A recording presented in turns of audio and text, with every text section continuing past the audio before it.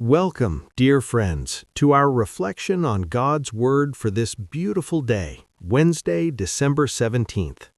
It is a joy to be with you as we take a few moments to pause, to breathe, and to center our hearts on the wisdom found in examining the Scriptures daily. Today, we have a subject that touches every single one of us deeply.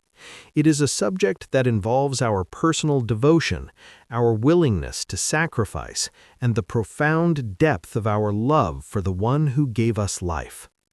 Our text for today is taken from the book of Numbers, chapter 6, verse 8. It is a short verse, but it encapsulates a lifetime of devotion. The scripture reads, "He is holy to Jehovah all the days of his Naziriteship."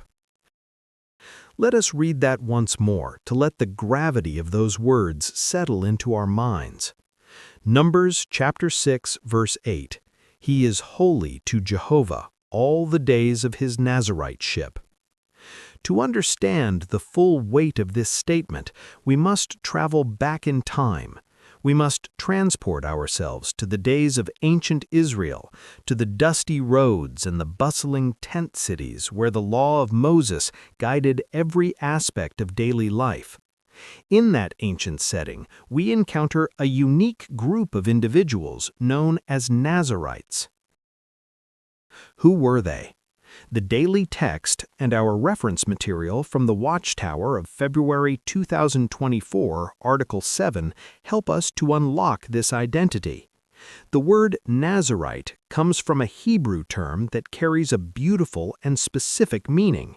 It means one singled out, separated one, or dedicated one. This title was not given lightly. It described zealous Israelites who made a conscious, personal choice to serve Jehovah in a special way. Now, it is important to distinguish here. There were some, like Samson, Samuel, and John the Baptizer, who were Nazirites from birth by Jehovah's specific appointment. They had no choice in the matter. Their course was set by divine decree before they drew their first breath. But the Nazirites mentioned in Numbers chapter 6, the ones we are focusing on today, were volunteers. They were men and women who stepped forward from the crowd and said, "I want to do more." The Mosaic Law allowed for a man or a woman to make a special vow to Jehovah by choosing to live as a Nazirite for a specific period of time. This is outlined in Numbers chapter 6, verses 1 and 2. Think about the significance of this. The Israelites were already a dedicated nation. Every Israelite, from the moment of birth, was part of a people belonging to Jehovah. They all had the Sabbath. They all attended the festivals. They all offered sacrifices. That was the baseline requirement for the nation. But for some hearts, the baseline was not enough. Some hearts were so overflowing with gratitude, so burning with love, that they looked for a way to express it that went beyond the ordinary. They wanted to make a solemn promise or a vow to Jehovah. Why would they do this? Why would an Israelite choose to take on extra burdens, extra restrictions, and extra scrutiny? The answer lies in the motivation. As our reference material points out, such an Israelite was likely motivated by deep love for Jehovah and sincere gratitude for his rich blessing. We see this principle in Deuteronomy chapter 6, verse 5. Moses instructed the people, "You must love Jehovah your God with all your heart and all your soul and all your strength." For the Nazirite, this all meant something tangible. It wasn't just a feeling in the heart. It was a lifestyle change. It was a visible, public demonstration that Jehovah was their greatest treasure. Furthermore, Deuteronomy chapter 16, verse 17 says, "The gift that each one brings should be in proportion to the blessing that Jehovah your God has given you." Reflect on that phrase, in proportion to the blessing. When a person realizes how much Jehovah has done for them, how he has protected them, provided for them, and shown them loyal love, they often feel that a standard offering is simply not enough. They want their gift to match their gratitude. The Nazirite vow was a way to say, Jehovah, you have given me everything. I will give you a portion of my life exclusively and totally. Now, let us examine what this vow actually entailed. It was not merely a verbal promise. It involved strict behavioral guidelines that the rest of the Israelites did not have to observe. These guidelines required real sacrifice and self-denial. First, there was the restriction regarding the fruit of the vine. A Nazirite had to abstain from wine and strong drink, but it went further than that. They could not eat fresh grapes, dried raisins, or even the seeds or skins of the grape. Why is this significant? In the culture of ancient Israel, the vine was a symbol of joy and social celebration. The psalmist wrote, "Wine makes the heart of mortal man rejoice." To cut oneself off from the fruit of the vine was to voluntarily step back from certain social pleasures. Imagine a Nazirite at a wedding feast or a family gathering.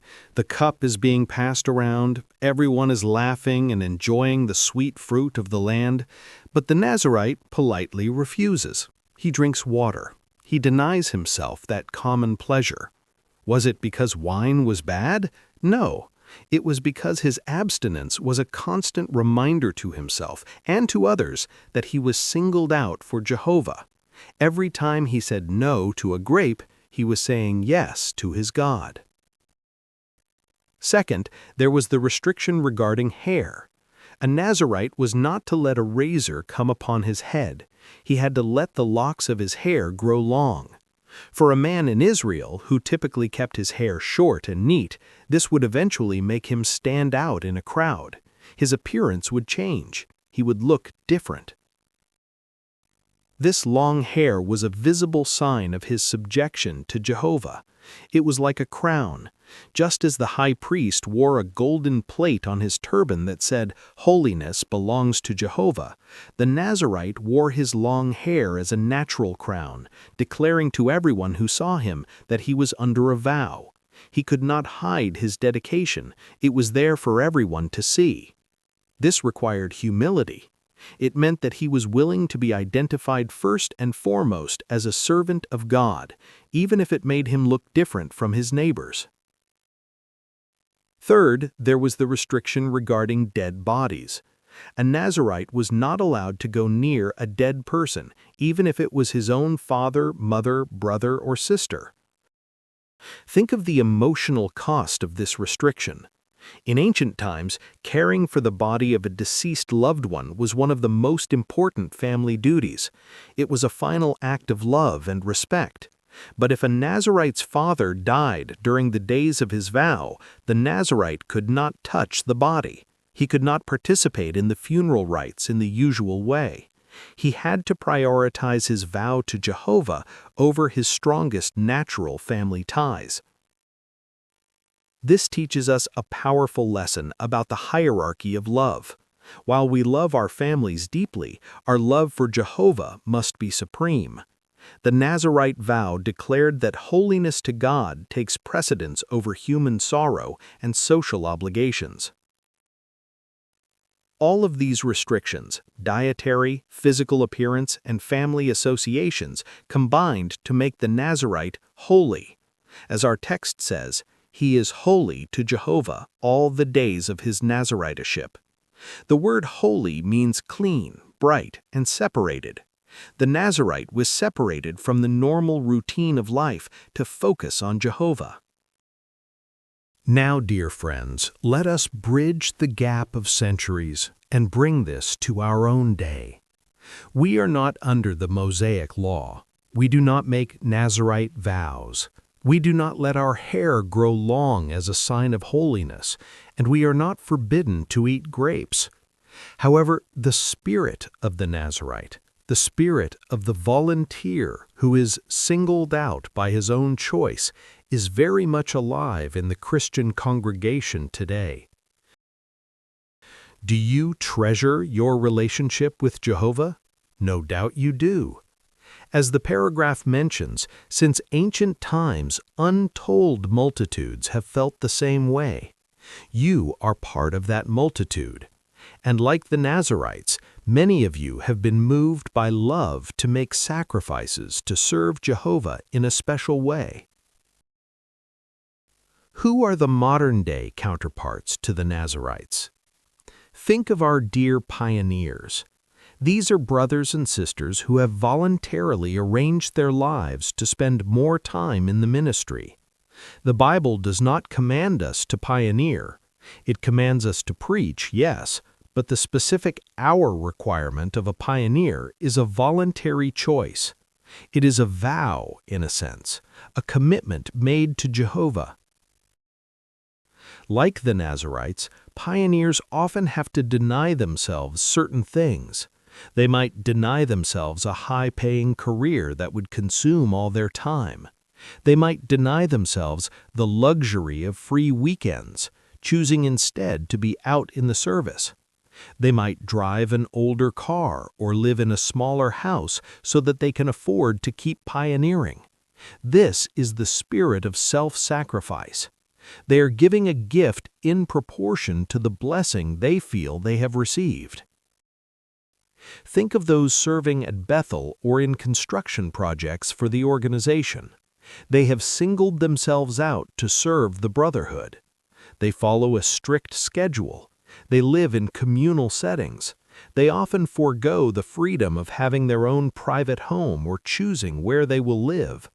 Why do they do it? For money? Certainly not. For fame? No. They do it because they love Jehovah with all their heart, soul, and strength. They are motivated by gratitude.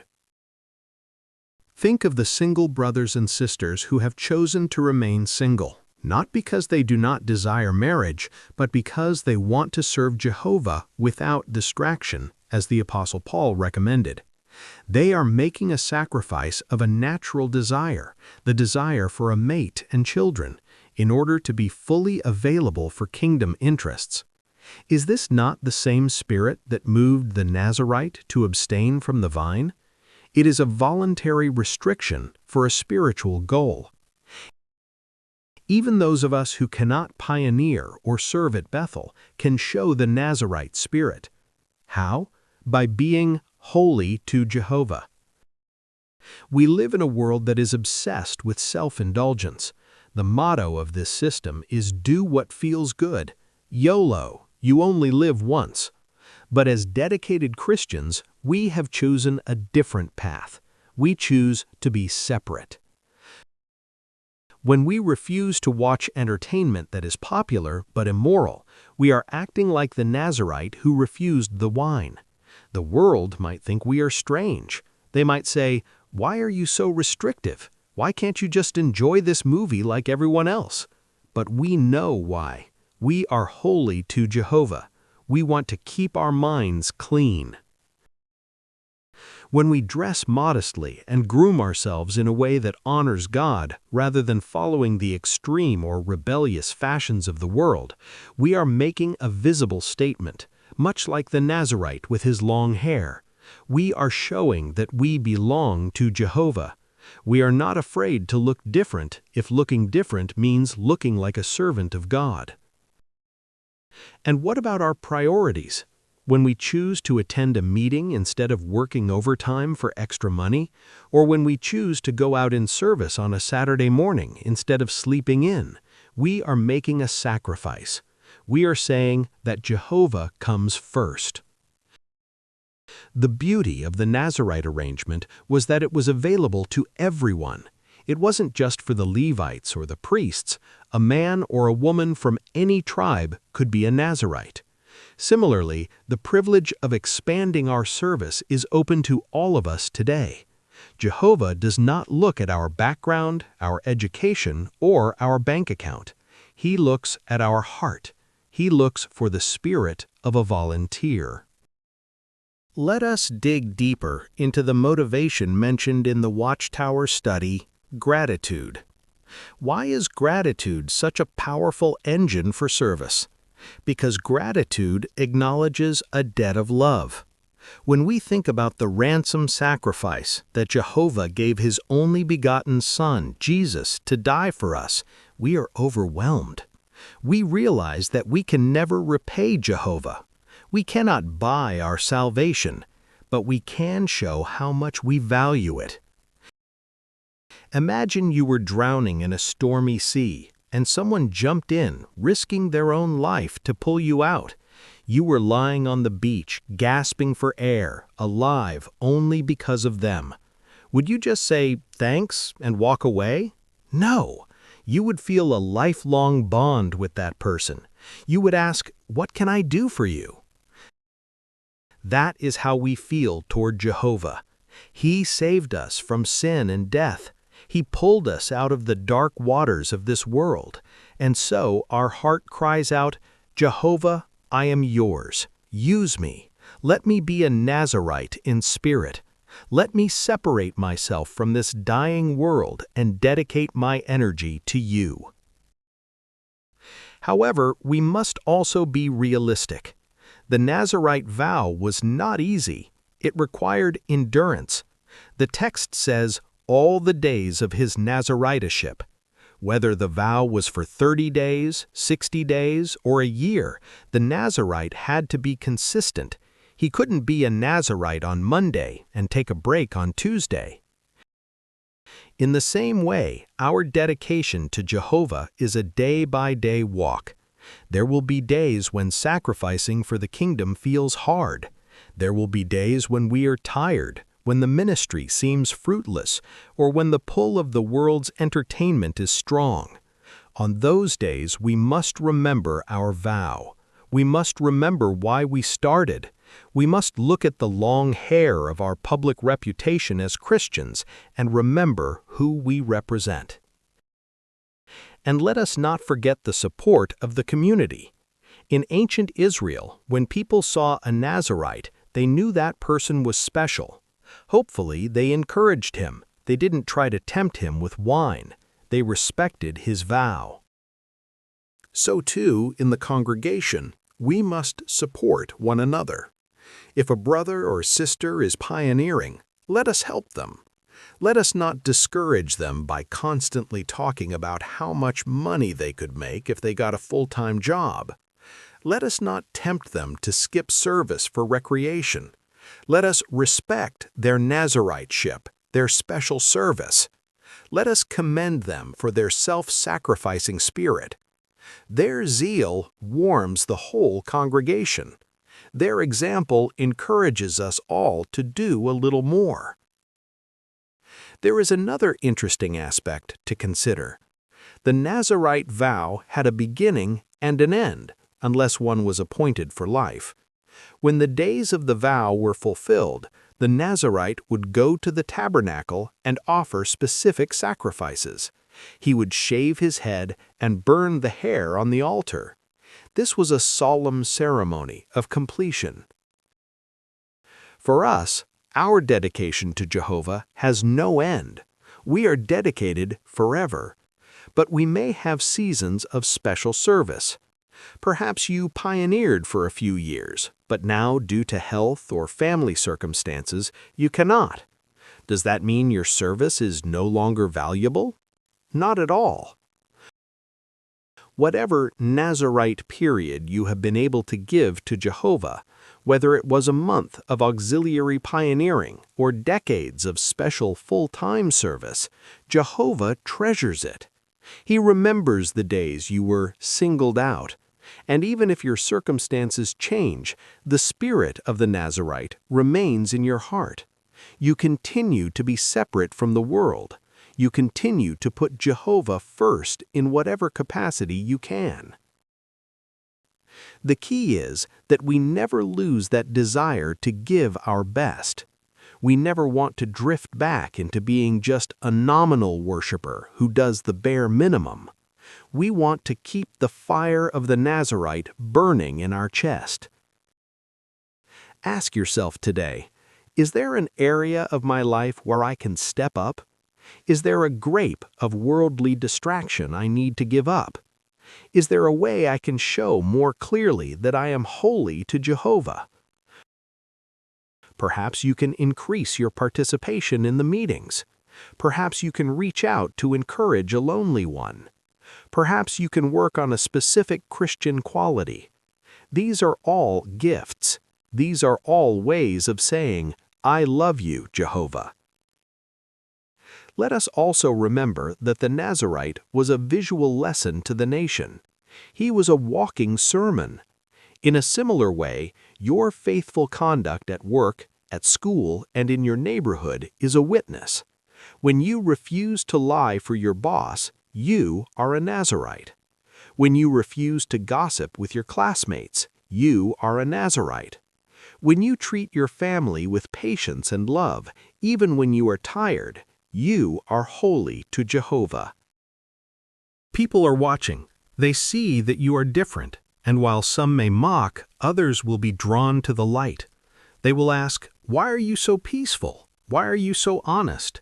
And you will have the chance to tell them about the God you love, the God who deserves all our heart, soul, and strength. We must also be careful not to judge others. In ancient Israel, the Nazirite was not to look down on the Israelite who was not a Nazirite. The non-Nazirite was still a faithful worshiper. We must not think that because we are pioneering, we are better than the sister who is struggling just to get to the meetings due to illness or opposition. Remember, the vow is voluntary. It is a personal expression of love. We encourage others, we set an example, but we never act self-righteous. We are all slaves of the same master, doing what we can with the gifts we have been given. As we conclude our reflection on this rich topic, let us look again at the words of Numbers 6:8. He is holy to Jehovah. What a beautiful title! Can there be any greater honor than to be considered holy to the Creator of the universe? Jehovah looks at you, his dedicated servant, and he sees something precious. He sees a world full of chaos and selfishness, and then he sees you, striving to be clean, striving to be kind, striving to serve him. You are a jewel in his eyes. Your sacrifices are not in vain. Every time you say no to the world and yes to Jehovah, he smiles. He is proud of you. He knows that you are doing it because you love him. So whether you are currently serving as a pioneer or whether you are serving faithfully in other circumstances, take the spirit of the Nazirite to heart. Be zealous, be separate, be holy. Let the gratitude for Jehovah's rich blessings move you to give him your very best.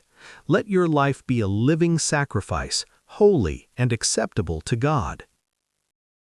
Would you like me to help you create a personal schedule for family worship that explores the lives of the biblical Nazirites like Samson and Samuel in more detail? This could be a wonderful project to deepen your appreciation for this topic. May Jehovah bless your spirit of self-sacrifice and keep you holy in his love as you walk with him today. Thank you for listening.